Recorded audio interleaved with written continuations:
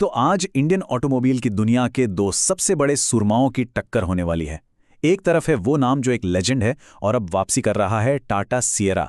और दूसरी तरफ खड़ा है मिड साइज एसयूवी सेगमेंट का बेताज बादशाह, हुंडई क्रेटा।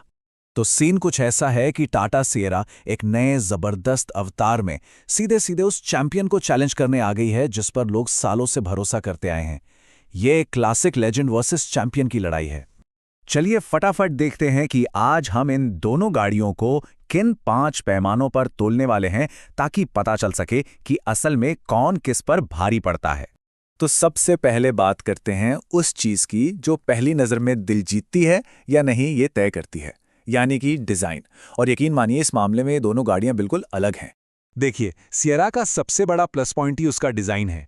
इसकी ये जो बोल्ड, थोड़ी थोड़ी डिफेंडर जैसी स्टाइलिंग है ना, उसे दुनिया भर में सराहा गया है। मतलब ये सिर्फ एक गाड़ी नहीं, बल्कि अपने आप में एक स्टाइल स्टेटमेंट है। अब दूसरी तरफ है क्रेटा। इसका लुक शायद उतना नया या शॉकिंग ना हो, लेकिन ये जाना पहचाना है।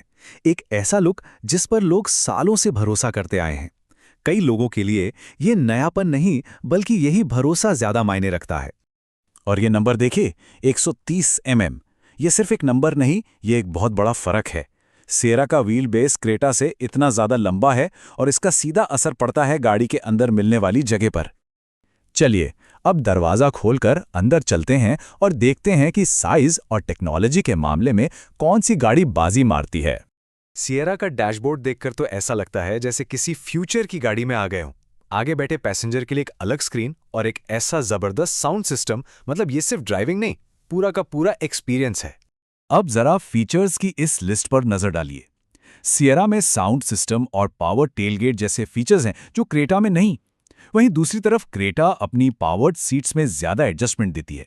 मतलब यहां भी मुकाबला कांटे का है। पीछे बैठने वालों के लिए सिएरा एक साफ विनर बनकर उभरती है। लंबे व्हील बेस की वजह से ज्यादा जगह और थाई सपोर्ट मिलता है, और वो 65 वॉट का USB-C पोर्ट, मतलब आप अपना लैपटॉप भी चार्ज कर सकते हैं। ये लंबे सफर के लिए एक गेम चेंजर है। ठीक है, अब बात करते हैं गाड़ी के दिल की, यानी इंजन की। और यहां कहानी में एक मजेदार मोड़ आता है। क्या आप यकीन कर सकते हैं, टर्बो पेट्रोल इंजन में दोनों गाड़ियों की पावर और टॉर्क लगभग बराबर हैं। ऑन पेपर तो ये मुकाबला पूरी तरह से टाई है। और डीजल में भी कहानी कुछ ऐसी ही है। मुकाबला बहुत करीबी है, हालांकि टॉर्क के मामले में सिएरा थोड़ा सा आगे निकल जाती है और एक हाई टॉर्क ऑटोमेटिक का ऑप्शन भी देती है। ये वो छोटी छोटी बातें हैं जो लंबे समय में बड़ा फर्क पैदा करती हैं, जैसे DF की जरूरत ना होने से मेंटेनेंस का एक झंझट और खर्चा कम हो जाता है। और अनलिमिटेड किलोमीटर वारंटी उन लोगों के लिए वरदान है जो बहुत ज्यादा ड्राइव करते हैं। तो जब स्पेसिफिकेशंस इतने मिलते जुलते हैं, तो फिर फैसला कैसे किया जाए? असल में असली फैसला कागजों पर नहीं, बल्कि भरोसे और मन की शांति पर होता है। और यहीं पर क्रेटा अपना सबसे बड़ा दांव खेलती है। हुंडई का नाम ही भरोसे का दूसरा नाम बन चुका है। एक आजमाया हुआ प्रोडक्ट और एक ऐसा सर्विस नेटवर्क जिस पर लोग आंख बंद करके भरोसा करते हैं। वहीं दूसरी तरफ सिएरा का डिजाइन और फीचर्स कितने भी अच्छे क्यों ना हो, टाटा की सर्विस और लॉन्ग टर्म रिलायबिलिटी को लेकर लोगों के मन में आज भी कुछ सवाल हैं। और यही एक चीज है जो लोगों को सोचने पर मजबूर करती है। तो आखिर में चुनाव बहुत साफ है।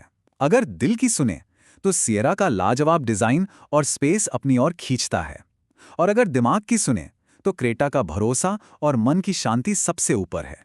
तो सवाल यही है कि दांव किस पर लगाया जाए, एक नए, बोल्ड और दिलेर खिलाड़ी पर, या फिर उस चैंपियन पर जो हर बार अपनी काबिलियत साबित कर चुका है? फैसला आपको करना है।